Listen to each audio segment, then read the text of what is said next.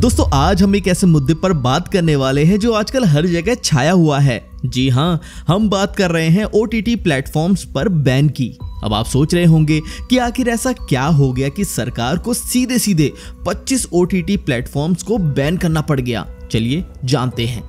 देखिए, हमारे देश में OTT यानी ओवर द टॉप प्लेटफॉर्म्स का क्रेज पिछले कुछ सालों में जबरदस्त तरीके से बढ़ा है। नेटफ्लिक्स, अमेजन प्राइम, हॉटस्टार जैसी मेन स्ट्रीम ऐप्स के अलावा एक लंबी लिस्ट थी छोटे मोटे ऐप्स की, जो कहने को तो एडल्ट रोमांस दिखा रहे थे, लेकिन असल में ये सॉफ्ट फोन परोस रहे थे। जी हाँ, नाम रोमांस का और काम समझ तो गए होंगे आप। अब हुआ क्या कि ministry of information and broadcasting यानी सूचना एवं प्रसारण मंत्रालय ने एक बड़ा एक्शन लिया है। पूरे देश में 25 ऐसे OTT प्लेटफॉर्म्स को नेशन वाइड बैन कर दिया गया है। कारण साफ है, ये सारे प्लेटफॉर्म्स इंडियन लॉज का उल्लंघन कर रहे थे, महिलाओं की गरिमा को ठेस पहुंचा रहे थे, साइबर क्राइम को बढ़ावा दे रहे थे और पब्लिक मोरालिटी यानी सामाजिक नैतिकता का कबाड़ा कर रहे थे। इनमें कुछ नाम तो आपने शायद सुने भी होंगे: उल्लू, ऑल्ट बालाजी, देसी फ्लिक्स, बिग शॉट्स ऐप और ना जाने क्या क्या। ये प्लेटफॉर्म्स आमतौर पर छोटे मोटे सब्सक्रिप्शन मॉडल पर चलते थे, जैसे 50 रुपए में पूरा महीना, और फिर बोल्ड कंटेंट के नाम पर वो सब दिखाते थे जो कि कानूनी तौर पर कहीं से भी सही नहीं ठहराया जा सकता। अब जरा सोचिए, ये सब कंटेंट बिना किसी एज वार्निंग, बिना क्लासिफिकेशन और कभी कभी तो पब्लिकली सोशल मीडिया के जरिए प्रमोट किया जा रहा था। इससे बच्चों और टीनेजर्स तक की पहुंच ऐसे कंटेंट तक हो रही थी, यानी जो चीज पर्दे के पीछे होनी चाहिए वो खुलेआम फोन के पर्दे पर चल रही थी। सरकार ने ये एक्शन IT एक्ट 2000 के सेक्शन 69A के तहत लिया है। ये सेक्शन सरकार को पावर देता है कि वो किसी भी वेबसाइट, ऐप या कंटेंट को ब्लॉक कर सकती है अगर वो देश की संप्रभुता, सुरक्षा या पब्लिक ऑर्डर के खिलाफ हो। और यहीं से शुरू होती है इस पूरे बैन की कहानी।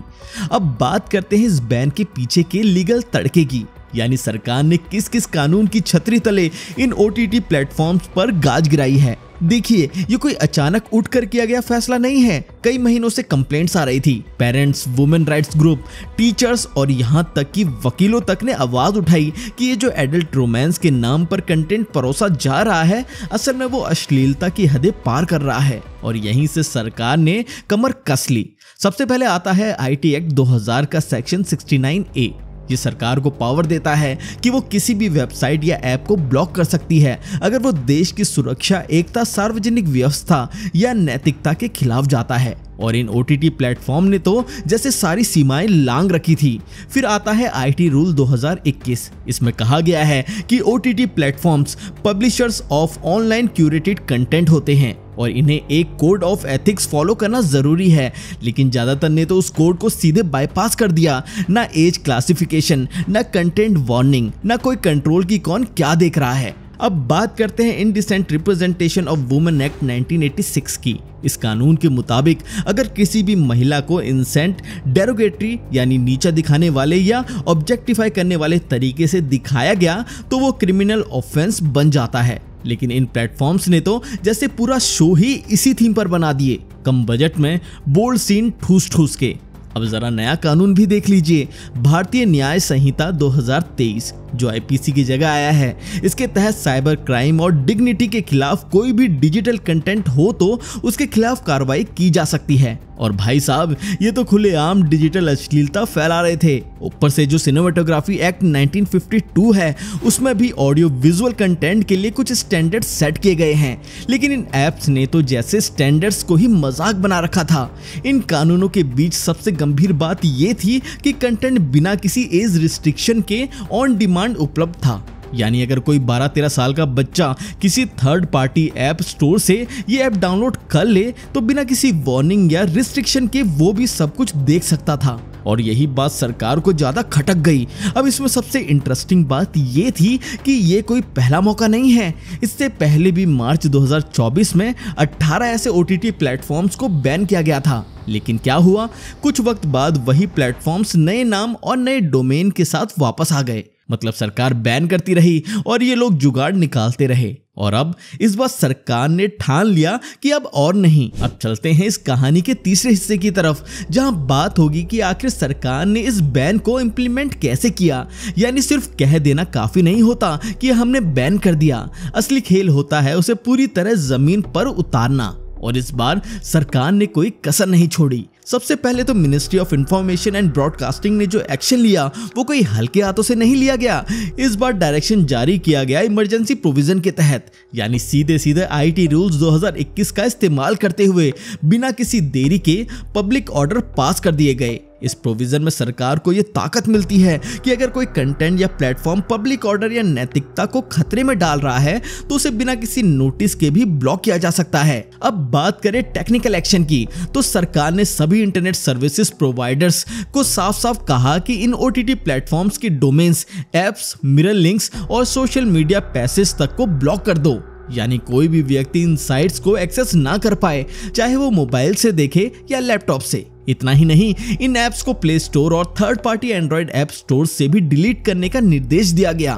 मतलब अब ये ऐप्स ऑफिशियली डाउनलोड ही नहीं किए जा सकेंगे। और भाई सिर्फ यही नहीं रुकी बात, सरकार ने इस बार साइबर क्राइम सेल्स और लॉ एनफोर्समेंट एजेंसियों को भी एक्टिवेट कर दिया है। यानी अब सिर्फ प्लेटफॉर्म को ही नहीं बल्कि उन लोगों को भी ट्रैक किया जा रहा है जो कंटेंट प्रोड्यूस करते हैं, directors, actors, writers, camera team और यहां तक कि फाइनेंसर तक। ये पूरा जाल खोला जा रहा है कि आखिर पैसा कहां से आता है, कौन ये वीडियो शूट करवा रहा है और कौन इन्हें रिलीज करवा रहा है। और दोस्तों एक और मजेदार बात, इस बार सरकार ने ये भी देखा कि पिछली बार बैन किए गए कुछ प्लेटफॉर्म्स नए नामों से वापस आ गए थे, इसलिए अब एआई और डिजिटल ट्रेसिंग टूल्स का भी इस्तेमाल किया जा रहा है ताकि अगर कोई नया डोमेन बनता है या कोई पुराना फिर से एक्टिवेट होता है तो तुरंत पकड़ में आ जाए। यानी इस बार कैट एंड माउस वाला खेल नहीं चलेगा। अब आपके मन में सवाल आ सकता है कि बड़े ओटीटी प्लेटफॉर्म्स का क्या हुआ, जैसे नेटफ्लिक्स, अमेज़न प्राइम, हॉटस्टार वगैरह। तो घबराइए मत, इनका कुछ नहीं बिगड़ा क्योंकि ये प्लेटफॉर्म सेल्फ रेगुलेटेड मॉडल पर चलते हैं। इनके पास अपनी कंटेंट काउंसलिंग होती है जो आईटी रूल्स को फॉलो करती है। यानी उन्होंने अब तक कानून के दायरे में रहकर काम किया है, इसलिए ये बच गए। तो भाई कुल मिलाकर सरकार ने इस बार डिजिटल दुनिया में एक मजबूत ताला जड़ दिया है, लेकिन ये ताला कितने दिन तक टिका रहेगा? क्या वाकई ये प्लेटफॉर्म्स दोबारा से लौट पाएंगे या ये बैन स्थायी हो जाएगा? अब बारी है इस कहानी के आखिरी और सबसे दिलचस्प पार्ट की, यानी जनता क्या कह रही है इस पूरे बैन पर, और क्या वाकई ये एक जरूरी कदम था या फिर सरकार ने ओवर एक्टिंग कर दी। चलिए करते हैं पूरे मामले की पब्लिक थर्मामीटर से जांच।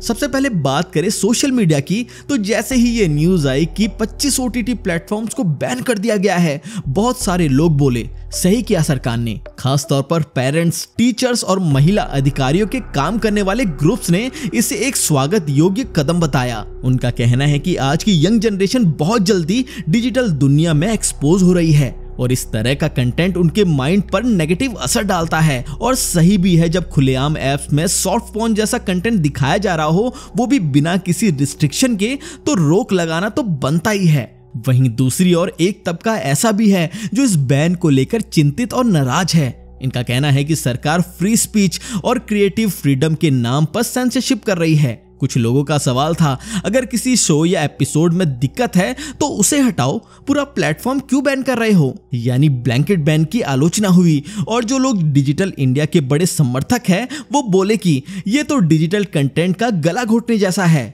फिर आया एक बड़ा सवाल, क्या ये बैन ट्रांसपेरेंट तरीके से हुआ? कई फ्रीडम ऑफ एक्सप्रेशन के सपोर्टर्स ने कहा कि ऐसा बड़ा कदम लेने से पहले जुडिशियल ओवरसाइट होनी चाहिए थी, कोई पब्लिक गाइडेंस, कोई वार्निंग, कुछ तो ट्रांसपेरेंसी होती। लेकिन यहाँ तो सीधा इमरजेंसी प्रोविजन लगाकर बैन ठोक दिया गया। अब ये सरकार की ताकत है या जिम्मेदारी, इस पर बहस खुल चुकी है। लेकिन एक और दिलचस्प एंगल है, कुछ लोग बोल रहे हैं कि ये बैन तो ठीक है लेकिन इन्फोर्समेंट कितना स्ट्रांग है ये देखना पड़ेगा, क्योंकि पिछली बार जो 18 प्लेटफॉर्म्स बैन हुए थे उन्होंने नाम बदलकर डोमेन शिफ्ट करके या वीपीएन के सहारे फिर से वापसी कर ली थी। तो क्या इस बार भी वही होगा या सरकार ने सच में इस बार डिजिटल ताले की चाबी फेंक दी है?